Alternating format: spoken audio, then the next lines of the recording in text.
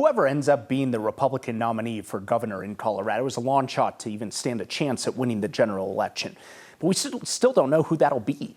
Democrats have left Tuesday's primaries in the rear view after a decisive win by Attorney General Phil Weiser, but Republicans are stuck in a state of limbo as the primary for governor still remains too close to call. Ministry leader Victor Marx has a 2,000 vote lead over State Senator Barb Kirkmeyer. That's currently outside of the margin that would trigger an automatic recount, though candidates can always request a recount at their own expense. So Victor Marx is a first-time candidate from Colorado Springs. He got into the race after the assassination of MAGA commentator Charlie Kirk and has gained national attention, in partly due to his fantastical claims that he's made about his life and ministry work. Many of those claims have struggled to stand the test of scrutiny from our own questions. Barb Kirkmeyer is a former Weld County commissioner and state senator who served on Colorado's Joint Budget Committee. She's a more traditional conservative who has broken with the far-right faction of her own party. She was ahead on election night, but has been losing ground ever since as more votes come in.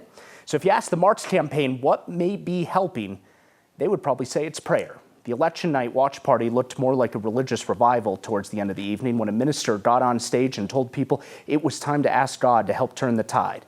For the next 20 or 30 minutes, people prayed for an 11th hour win as Marx sat about 10,000 votes behind that evening. 2 days later now, he's up a couple thousand votes over Kirkmeyer.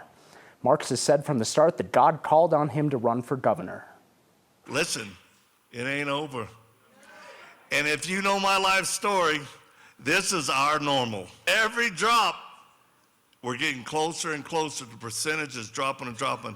So I believe between now and when I am named the nominee for the GOP,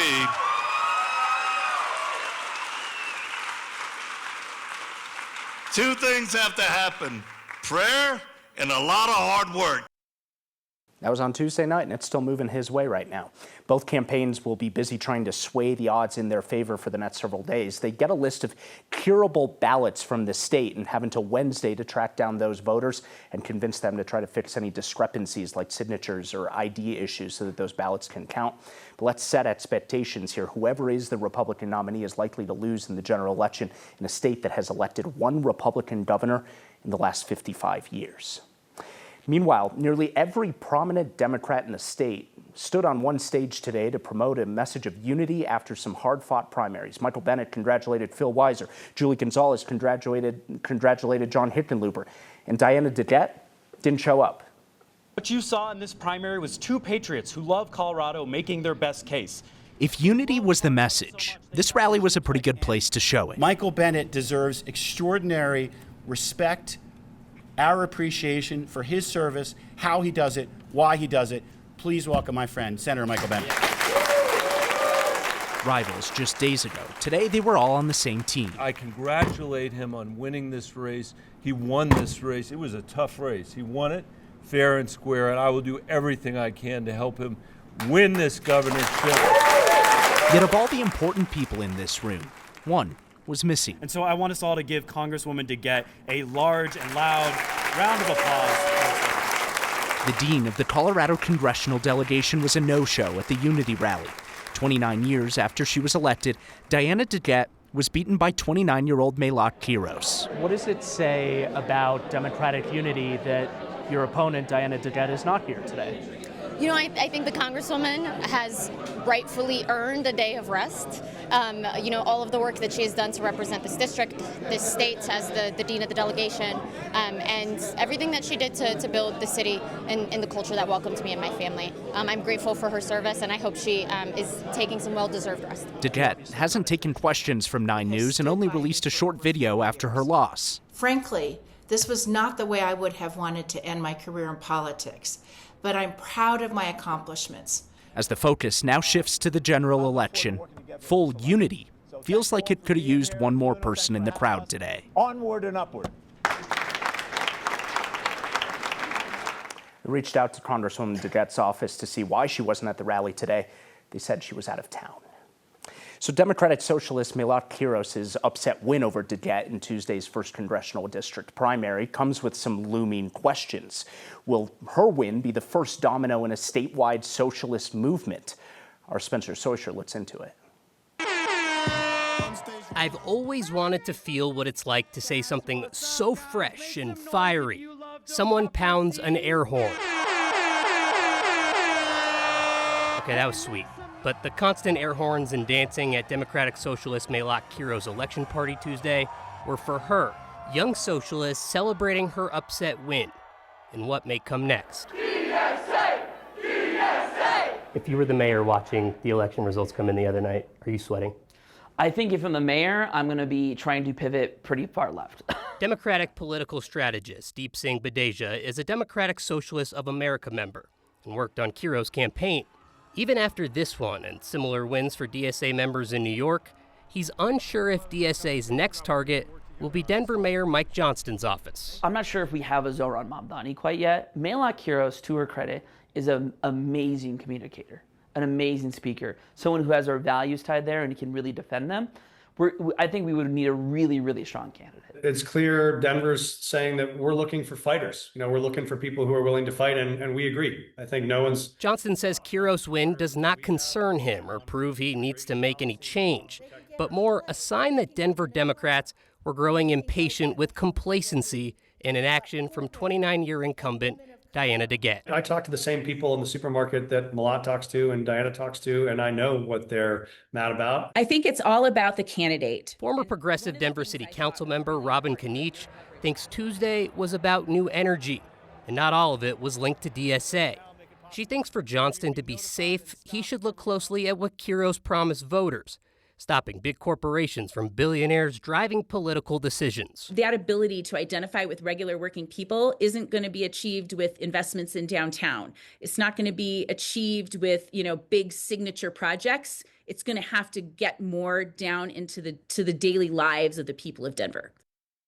Both Kanich and Badeja think the mayor's office won't be DSA's next priority anyways. In November, there's a special election for an at-large city council member stepping down for health reasons. That council member is a DSA member. They gave the old sports cliche, one game at a time. Figure out who to put up for that race in November, and then after November, DSA could try to go all in on one candidate, if they have one, to go up against Johnston this coming April.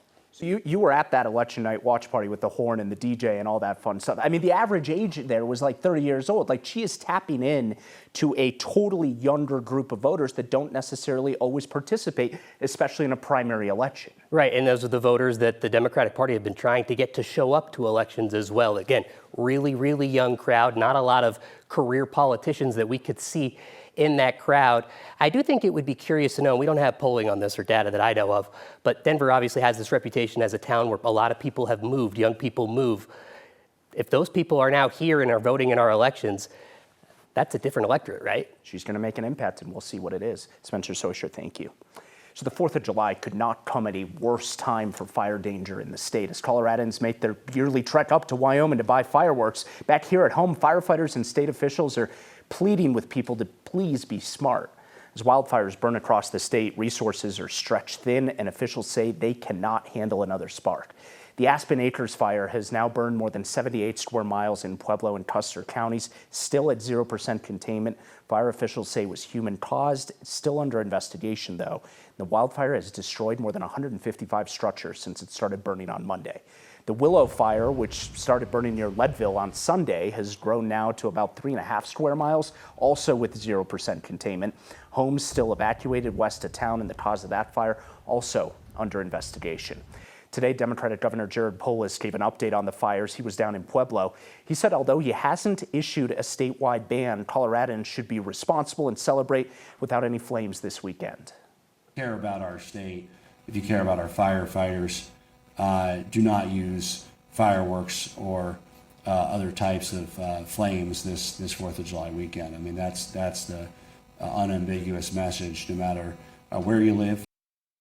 With fires actively burning across the state and advanced fire restrictions all across the state, most 4th of July fireworks displays are fizzling out. Almost all the Denver metro area is under a stage 2 fire ban. That means no fireworks at all. Douglas County canceled professional fireworks displays today. Arvada also canceled its fireworks display today. They plan to pop the fireworks off in November instead for Veterans Day. They already bought them. Still ahead, a federal court ruling could pave the way for hundreds of people to get out of immigration detention centers. Yeah, just chaos, pretty much. It wasn't any semblance of a normal hooking patio. And a restaurant hit by flash flooding reopens after a rough week, but they couldn't do it alone. That's next.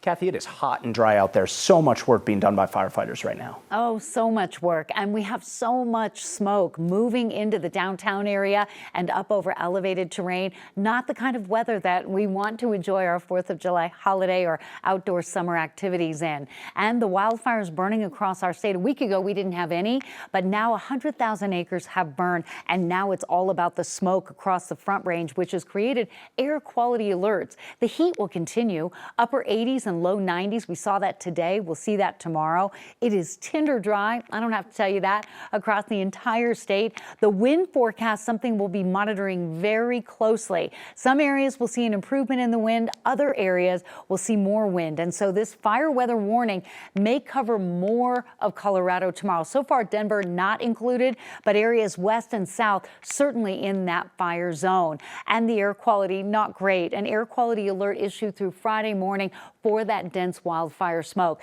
And we're tracking 2 thunderstorms, one of which is severe up in Morgan County and Washington County. And that's for the fear of hail. No reports of that yet, but wind and lightning, something we don't want to see in and around the town of Woodrow, hoping for a little bit of rain. But wind, lightning, and hail, not something that's going to help anybody at this point. The thunderstorms in Springfield and Campa have moved out of the state. Not a lot coming into Colorado in the way of cloud cover or even moisture over the next few days. And so we all need to be so careful and so vigilant. Mid 80s now, low 70s by about midnight tonight. Your 7-day forecast, low 90s for Friday and for Saturday. Slight chance of a thunderstorm late in the weekend with a better chance of rain from storms coming in on Tuesday afternoon. Mark? Kathy, thank you. A federal appeals court in Denver has ruled the Trump administration must grant immigrant detainees bond hearings rather than holding them indefinitely in detention centers. Federal law allows for immigrants to be denied bond for their hearings if they're detained at the border. The Trump administration has attempted to expand that authority as part of a mass deportation strategy and has been ordering mandatory detention for immigrants arrested inside the U.S. In a unanimous decision this week, Denver's 10th Circuit Court of Appeals ruled against the Trump administration, allowing immigrant detainees in Colorado and several other western states to request temporary release from ICE detention while their court proceedings continue.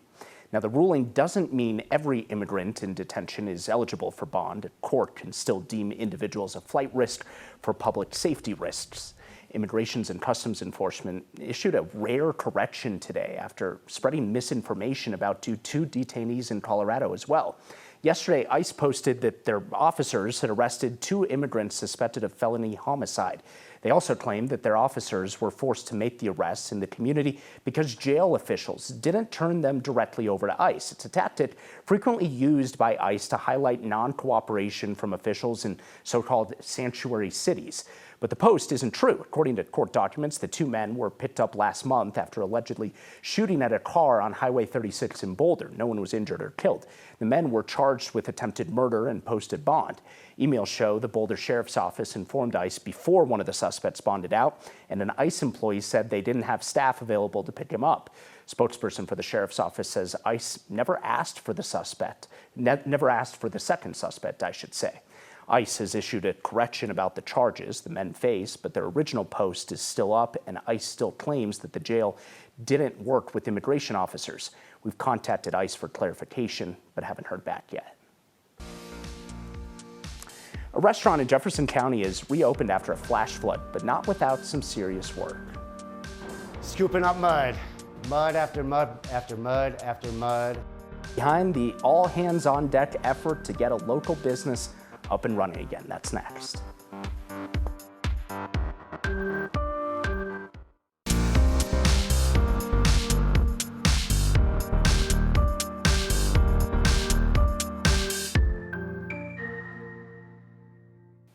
One week after a flash flood swept through the town of Kittredge in Jefferson County, the local smokehouse is now back open. And it happened thanks to a lot of help from people in the community. Here's Evan Krugel. The feeling of being by water is good for the soul. The start of summer in Colorado's foothills usually means it's safe to put the shovels away. I mean, whenever it snows, I always get the patio cleared off, so. Daryl Swartz owns the Switchback Smokehouse in Kittredge. Yeah, we've got a great spot. It's on Bear Creek. Where he thought it was safe to put the winter gear away. Only momentarily. I got the boots out pretty quickly.